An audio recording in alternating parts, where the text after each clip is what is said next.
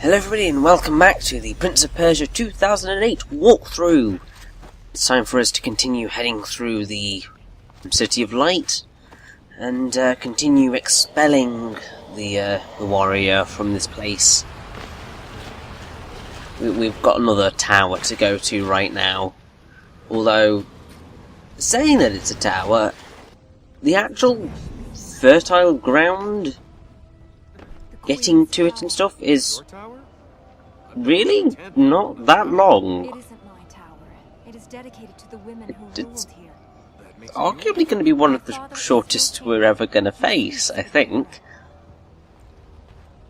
So this was a city before Armin tried to take over the first time around. Rather bizarre, to be honest, but it means more wonderful time afterwards to do various things. Ready to go on, Elika?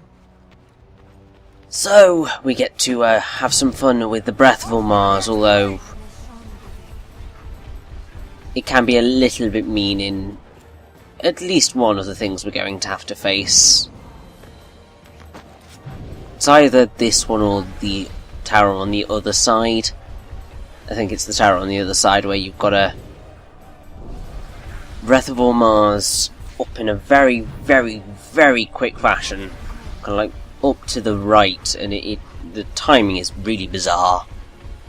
It's quite cool though, so can't complain too much.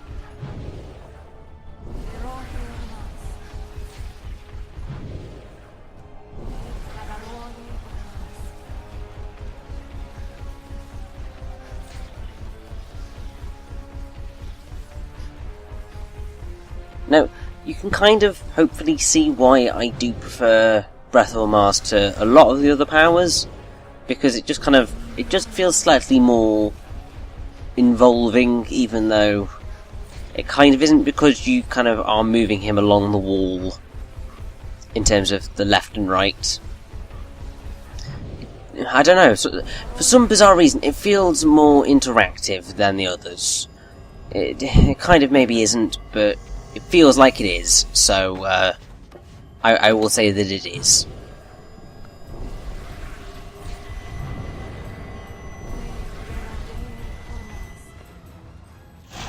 And we're up at the top, and there is the warrior. Wonderful.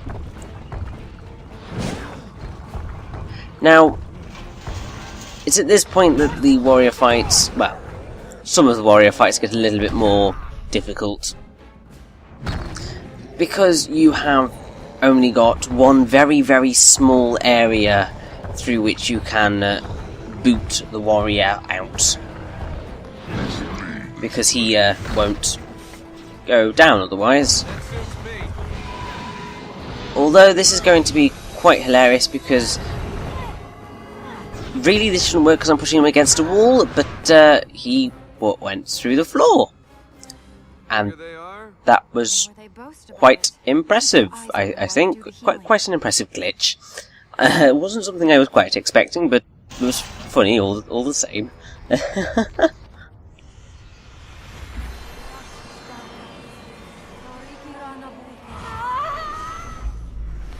And that is another fertile ground healed.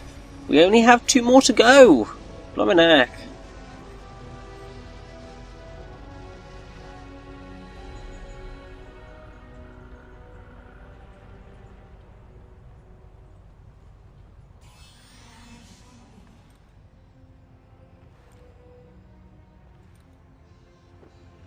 That's another step closer. I've never known a queen.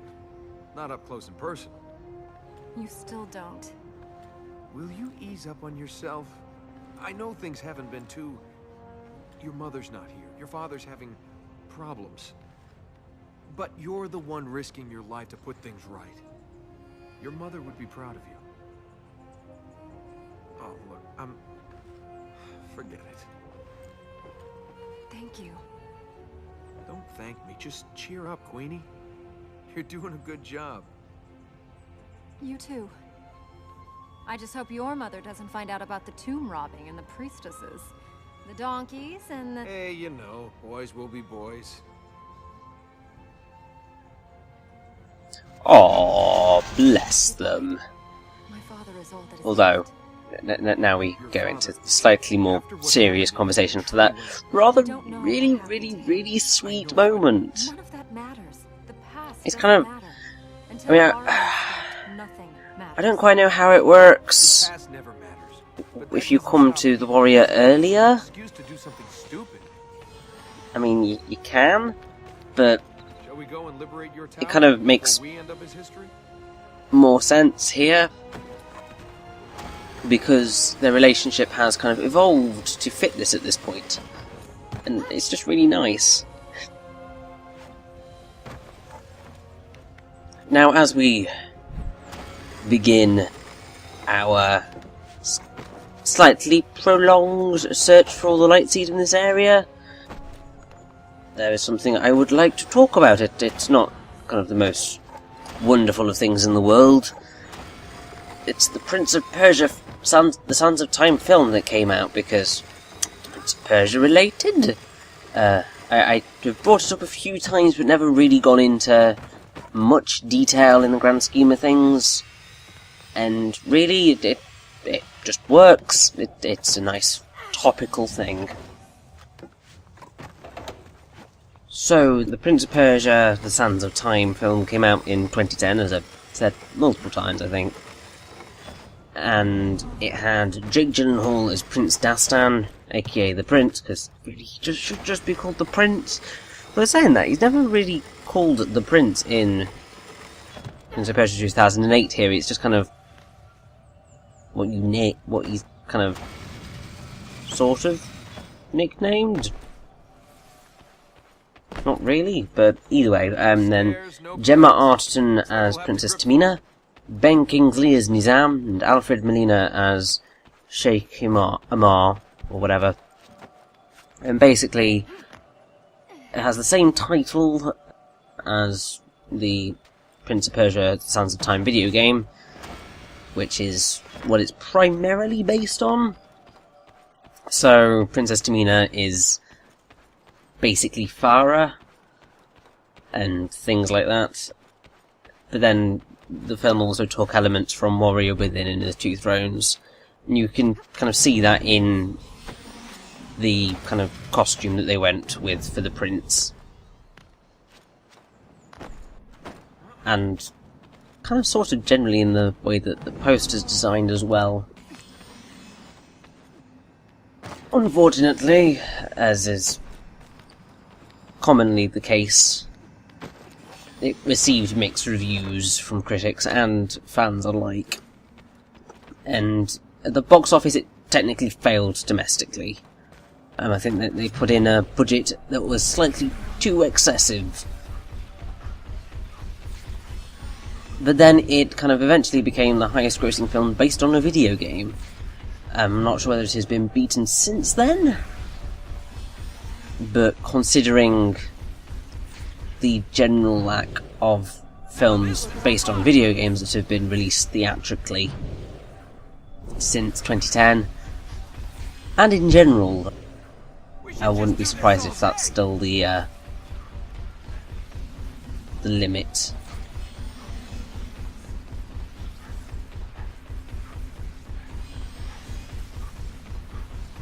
Now, kind of my response to the film as a whole is that it was alright. I mean, it was enjoyable. It kind of had elements of the Prince of Persia franchise in it. It was reasonably entertaining. And even kind of critics kind of agreed that even if it's flawed, it was a lot better than what was pretty common video game adaptation fare. Because obviously there are a lot of video game film adaptations which are just pants, and some of them are particularly infamous in their awfulness. Thankfully, we seem to be reaching a point where we can actually get something good out of these things. because obviously there's the Ratchet and Clank film coming, there's the Sly Cooper film coming. I seem to recall hearing about a Heavenly Sword film, which looks good. I think it may have already come out somehow, somewhere, but that was interesting. Obviously, as of recording this commentary, it was recently announced that Sonic the Hedgehog movie may or may not be happening, which may or may not end terribly, considering the state of that franchise at present.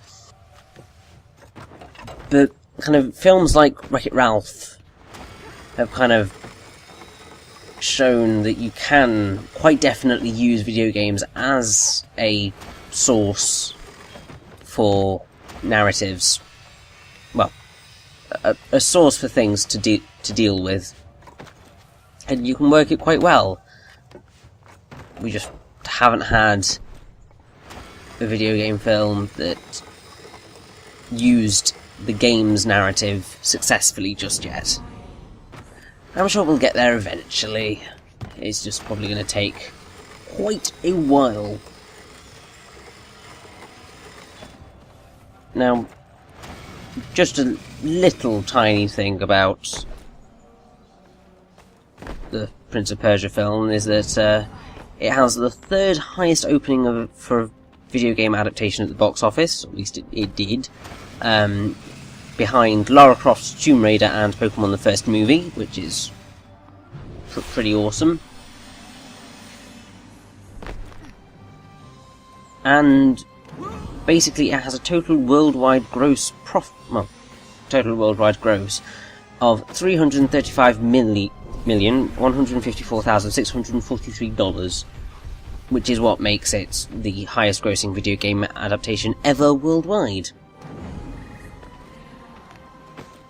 But it was not successful at all in the United States and failed to gross its budget there. So, yeah, it wasn't the most well-conceived of productions.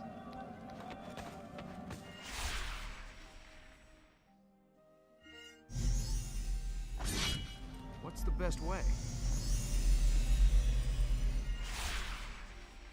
So, that pretty much covers all thoughts I have about that film. No. What can you see?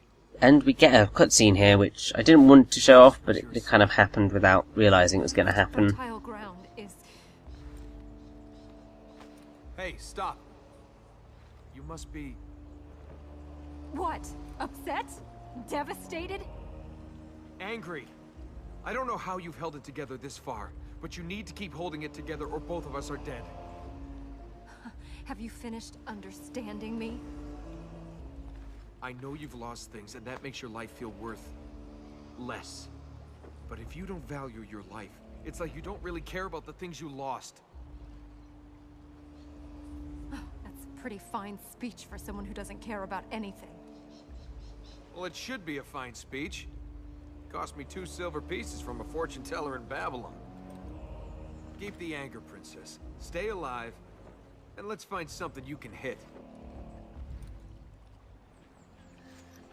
So, yeah, basically, if you, in any way, exit the Queen's Tower or the Tower of Mars on the side of the City of Light, then you will get that cutscene. It's slightly frustrating, because obviously I would have preferred that to happen after we got to the end of the Tower of Mars, which is going to be our third one, which is going to lead neatly into our final fertile ground. But we can't have everything. I'd rather have the light seeds, to be honest. 1,000 years must have made them a little rusty. Ready to go down? Well, 1,000 years is a very long time not to have any battle training. It's why characters like Bayonetta end up a little bit rusty after a 500-year sleep at the bottom of a lake. You just lose all your skills. which, to be perfectly honest, makes a lot more sense than some games' excuses as to why you can't do certain things. I think I always seem to recall the Metroid Prime games being a perfect example of that issue. Except I've never played them, so I can't really comment. But essentially, like in Metroid Prime 2, the excuse for Samus not having her powers from the first game is essentially she tripped and lost it all, or she got hit by something and that buggered everything up. Which is just a bit lazy in terms of storytelling, really.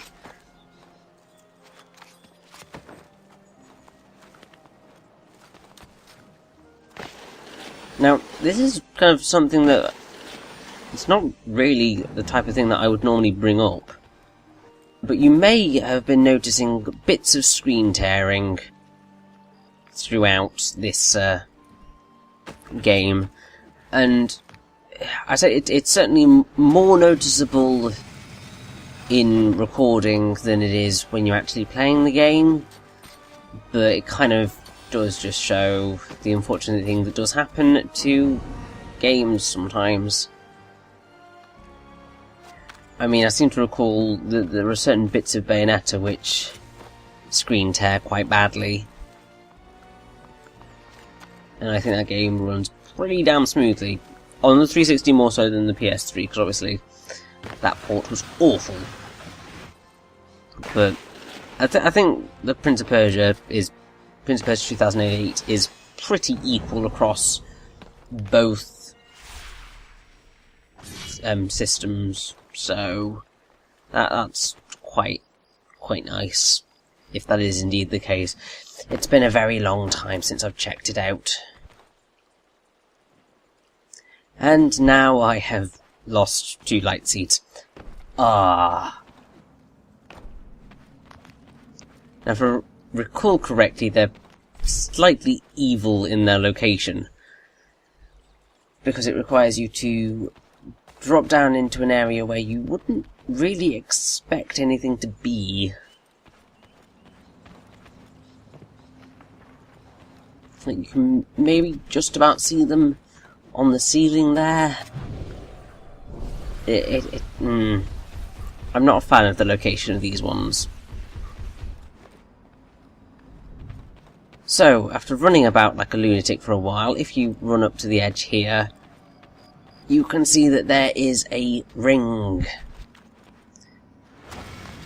Which leads us to our final 2 light seeds for this area. So that is the Queen's Tower complete, and it is time for us to head on over to the Tower of All Mars for our penultimate fertile ground. Let's do this.